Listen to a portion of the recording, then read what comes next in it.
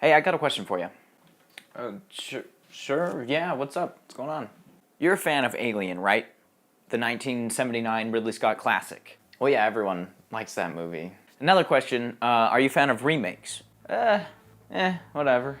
They're whatever most of the time. Okay, so hear me out here. What if there was a movie that was a remake of Alien, but it wasn't really a remake? What would you think then? That sounds just terrible.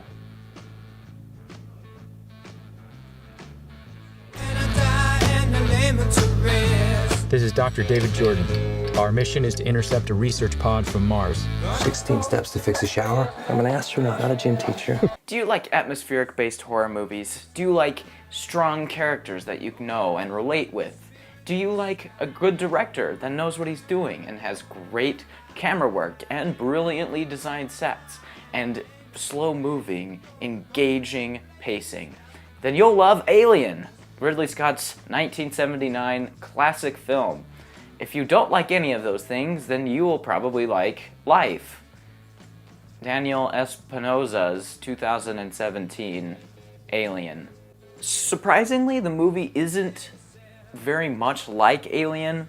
It takes the basic concept where people are trapped in space and this thing has gotten on board because the crew is kind of negligent and they've allowed something hostile to get on board, and then the thing goes and kills a bunch of them, and that's your movie. And so they took that concept and applied it to this movie. So while it is quite a bit like Alien, I was surprised that they at least put enough effort into it to make it its own thing.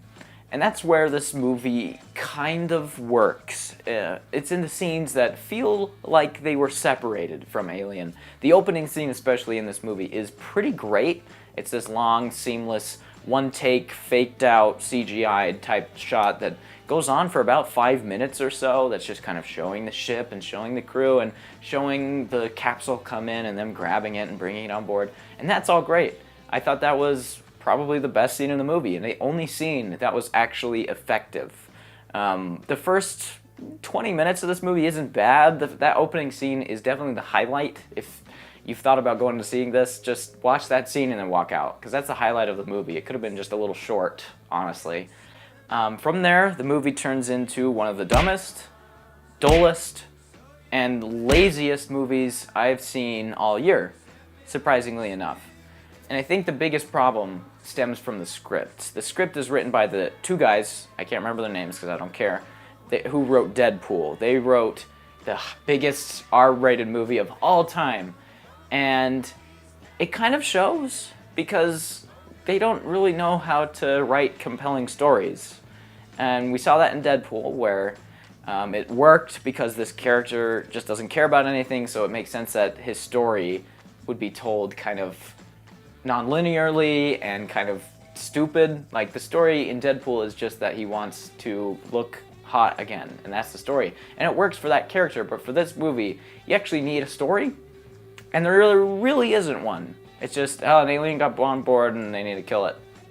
And I mean, granted, that is kind of the same idea of Alien, but in this one, you don't have interesting characters either. Alien has characters. It has memorable performances. Sigourney Weaver is memorable and charismatic in Alien. The hell are you?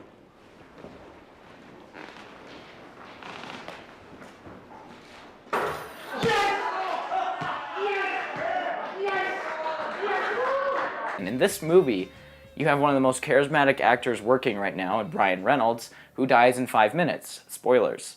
So his role is reduced to almost a glorified cameo. So he's not even barely in the movie. Then you get Jake Gyllenhaal, who's trying, and he's trying hard with the 6 lines of dialogue he got. But then you have Rebecca Ferguson, who is a wet blanket, some other lady who is a wet blanket, and a Chinaman who is a wet blanket. And then, and the doctor, a black doctor who is a wet blanket. Sure, diverse cast. They went for it. They got a Chinese guy, a lady with an accent, and a black guy, and a couple American dudes. Great, diversity, awesome. Development? Nope. Where is it? I don't see any. The great thing about Alien is that the monster is always kept in shadow. You're not sure what it is, and it's never told to you.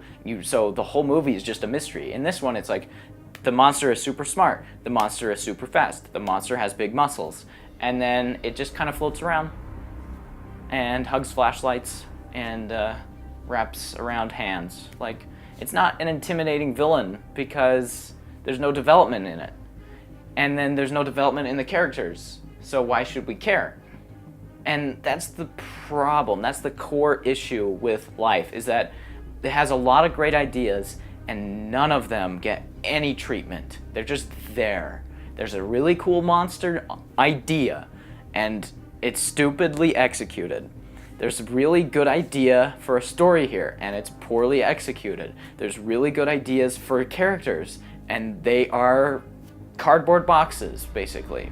To build tension in a movie, you need performances and you need characters that you care about. Unless it's just gonna be like an over-the-top, messy, super violent movie, then whatever. But you need characters if you're gonna make a movie like this to make us connect with them. You have to get them to connect with the audience. You have to care about them, and we don't. And then the actors seem like they have no idea what's going on.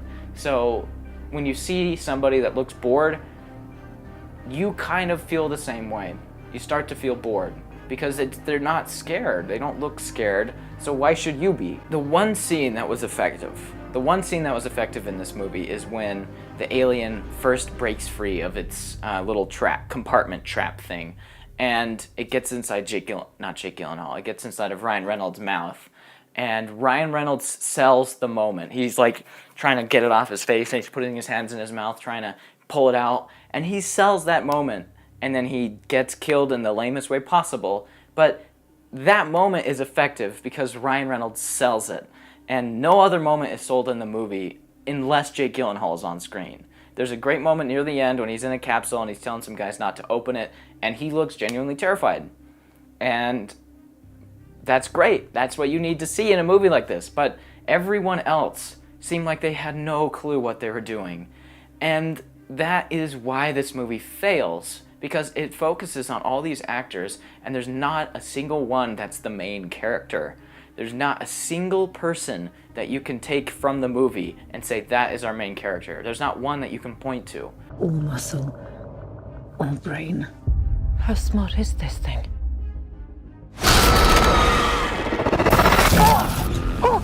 What's going on?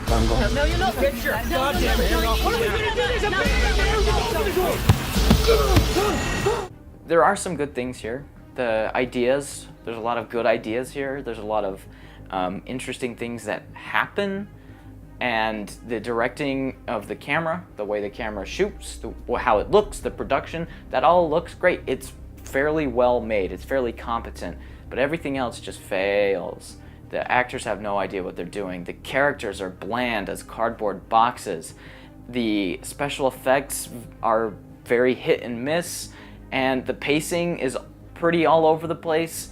And then the execution of these great ideas never completely works. All the scenes can't quite sell you because you just don't care. The monster acts completely irrationally from what you're told it should act like, and then the characters act completely irrationally from what you're told they should act like.